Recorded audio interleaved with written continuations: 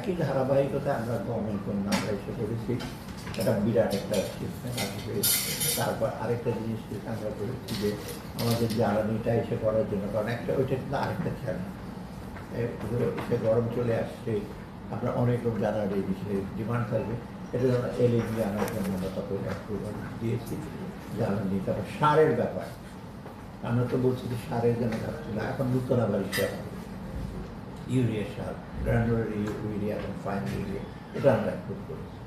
অতএব আমাদের চেষ্টা করছি যে রোজার সময় যেন কোনো রকমভাবে দাম না বাড়ে।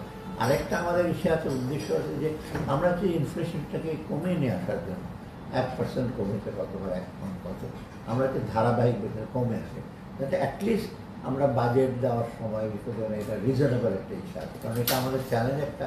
কারণ ইনফ্লেশন হলেই কিন্তু লোকজনের যে কোয়ালিটি অফ লাইফ এটা একবার করে, প্লাস আমাদের যে ইম্পোর্ট করতে হবে, গতবার তো আমরা কোনো বেশি ইম্পোর্টই করি না, এবার বিরাট একটা অংশ ইম্পোর্ট, এবং সেটা আবার চাপ করছে আমার ফরেন এটাকে আমরা চেষ্টা করছি ইনফ্লেশনটা কমে আসলে হয়তো আমরা লোকাল মার্কেটে যেটা হয় আর যারা কম যথাসম্ভব কম ইম্পোর্ট করে যায়, কারণ আমাদের ফরেন এক্সচেঞ্জ দরকার আছে শিল্পের জন্য, অন্য অন্য জিনিসপত্র ইনপুট আনার জন্য, ইন্টারমিডিয়েট গুডস আনার জন্য।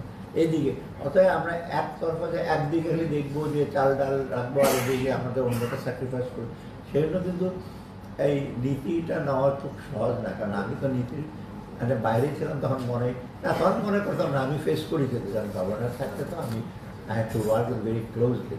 পরের গভর্নর কী করেছেন জানি না, তখন কিন্তু কোনো রকম ঝামেলা হয় না। ইভেন 2007-08 আপনার মনে হচ্ছে ফিনান্সিয়াল ক্রাইসিস হলো, Bangladesh was the only country এবং আপনারা জানেন আমি ওয়ার্ল্ড ব্যাংকে যখন গেলাম, আমাকে বক্তৃতা দিতে কার সাথে, নোবেল প্রাইজ উইনার স্টিগলিজের সাথে, রঘুরাম রাজন ছিল, ওদের সাথে বলে বাংলাদেশ এক্সপেরিমেন্ট হলো। আমাদের এক্সপেরিয়েন্স হলো, আমরা সুনামি হয় না, রিপোর্ট হয়েছে, তখন কিন্তু আমরা ম্যানেজ করতে মানে ধরেন এই মাছের উপর ইসে বলবো, কারণ চিংড়ি মাছটা তো ক্রাইসিসের সময় কেউ খেতো না, 15-20 পাউন্ড একটা চিংড়ি মাছ খেয়ে খাবে, তখন ওটাই কী করে সাবসিডি দেওয়া যায়।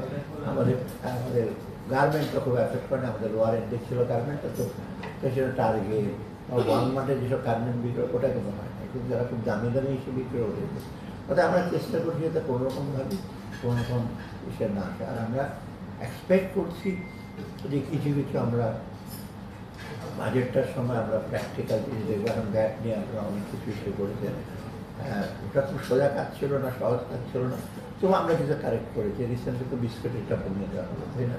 এখন কেউ বাইরে লেখা না যে বিস্কুট কম দামে পাওয়া যাচ্ছে। যাই হোক, আবার এখন আরও 2-1টা পণ্যের কথা আমাকে বলছে যে স্যার রোজার সময় পণ্যগুলো একটু দরকার। আচ্ছা, আমি দেখবো ওটা। স্যার, আপনি বাজেটের কথা বলছিলেন, প্রধান উপদেষ্টা যেভাবে বলছেন তাতে বছরের শেষে বা আগামী বছরের শুরুতে বাজেট হবে। এবার একটা বিশেষ পরিস্থিতিও স্যার, সংসদ নেই, সুতরাং বাজেটটা পাস হওয়া আপনারা রাজনৈতিক দলগুলোর সাথে আলাপ আলোচনা করবেন কিনা, এবং বাজেটের কলেবরটা যেহেতু ফেব্রুয়ারি শেষে, এটা আমরা অনেক চিন্তা করেছি।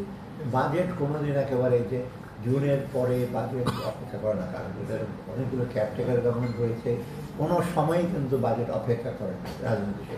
আমরা রিভাইজ বাজেটটা আমাদের করতেই হবে, করছি আমরা, কারণ অনেক ব্যয় অ্যাডজাস্ট করছি, আর ওই বাজেটটা আমরা করবো জুনের বাজেট।